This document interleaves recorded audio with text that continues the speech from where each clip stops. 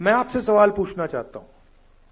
ये आप अपने हाथ में पकड़े हैं, उठाइए इसको जरा। ये कब बना? ये कब बना?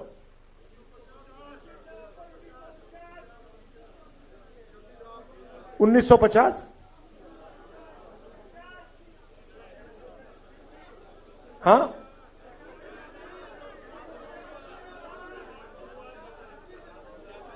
किस साल बना ये?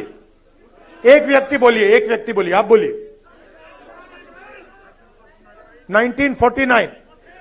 कोई कह रहा है 1950, कोई कह रहा है 1949, कोई कह रहा है 1947। ठीक है, तो मैं आपसे अब दूसरा सवाल पूछता हूं। अगर बिरसा मुंडा जी नहीं होते तो ये बनता? अगर नारायण गुरु जी नहीं होते तो ये बनता? अगर बसवन्ना जी नहीं होते तो ये बनता? अंबेडकर जी नहीं होते तो ये बनता? बुद्ध भगवान नहीं होते तो ये बनता? गुरु नानक नहीं होते तो ये बनता? तो ये कितना पुराना है?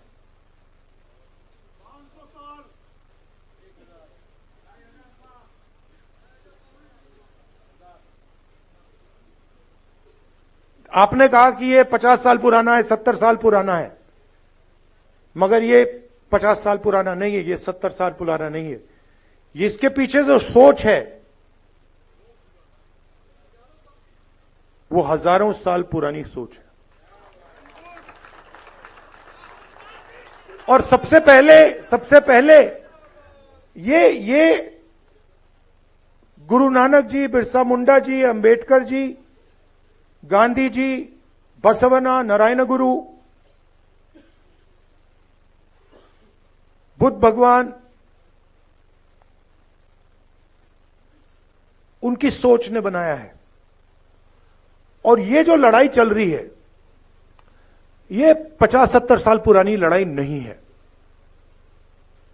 ये हजारों साल पुरानी लड़ाई है। तो अगर ये कॉन्स्टिट्यूशन बिरसा मुंडा जी की सोच का है, गुरु नानक, महावीर, बुद्ध भगवान, महावीर जी, अगर ये इनकी सोच का है तो इसके विरोध में कौन सी किताब है?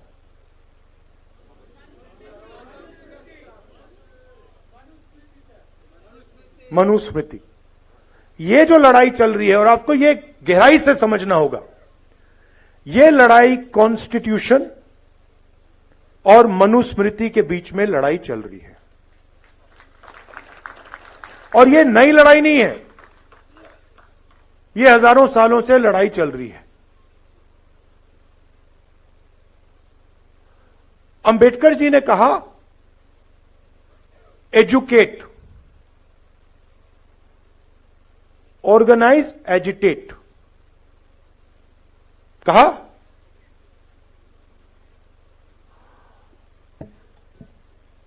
तो जब वो कह रहे हैं एजुकेट, एजुकेट का मतलब क्या?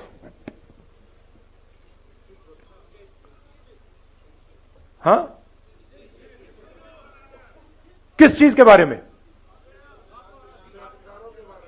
सिर्फ अपने संविधान को जानो,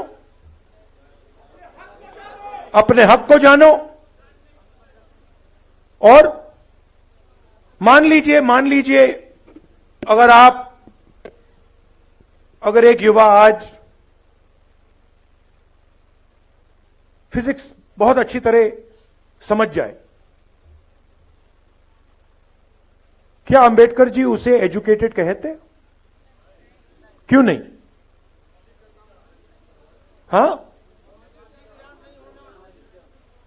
अंबेडकर जी का मतलब यह था, एजुकेट का मतलब यह है कि आप कौन हो, आप कहां खड़े हो, आपके चारों ओर क्या हो रहा है, कौन कर रहा है, किस प्रकार से कर रहा है, एजुकेट का यह मतलब है। एजुकेट का मतलब यह नहीं कि आप कॉलेज में चले गए, आपने फिजिक्स की डिग्री ले ली, आपको अपना इतिहास नहीं मालूम, आपको अपनी हिस्ट्री नहीं मालूम, आपको अपनी समाज में जगह नहीं मालूम, तब आप एजुकेटेड नहीं हो। अब आज क्या हो रहा है मैं आपको बताता हूं। जब बीजेपी के लोग आदिवासी को वनवासी कहते हैं तो वो क्या करने की कोशिश कर रहे हैं? आपका जो इतिहास है, आपका जीने का तरीका है, आपकी फिलॉसफी है, आपकी साइंस है, मेडिकल साइंस है, जिसको आप हजारों साल से चला रहे हो, उसको वो खत्म करने की कोशिश कर रहे हैं। वो आपसे कह रहे हैं कि देखिए, आदिवासी का मतलब क्या? आदिवासी का मतलब जो सबसे पहले मालिक थे। वनवासी का क्या मतलब है? जो जंगल में रहते हैं। देखिए फर्क देखिए। मान लीजिए यहां पे आप लोग बैठे हो और ऑडिटोरियम में आप सबसे पहले आए। ऑडिटोरियम आपने बनाया, ऑडिटोरियम की जमीन आपकी, और मैंने आपसे कहा भैया आप वनवासी हो। इसका क्या मतलब है? जंगल में जाओ, ऑडिटोरियम तुम्हारा नहीं है, इसका यह मतलब है। तो जब ये शब्द का प्रयोग करते हैं आदिवासी वनवासी, यह सिर्फ एक शब्द नहीं है, यह आपकी पूरी हिस्ट्री है। मैं हिंदुस्तान के एजुकेशन सिस्टम में पढ़ा हूं। स्कूलिंग मेरी पूरी हिंदुस्तान में हुई।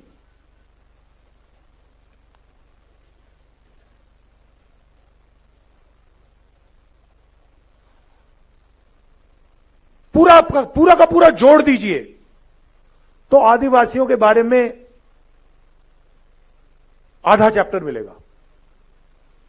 10-15 लाइन मिलेंगी कि हां हिंदुस्तान में आदिवासी भी हैं, मगर इनकी हिस्ट्री क्या है,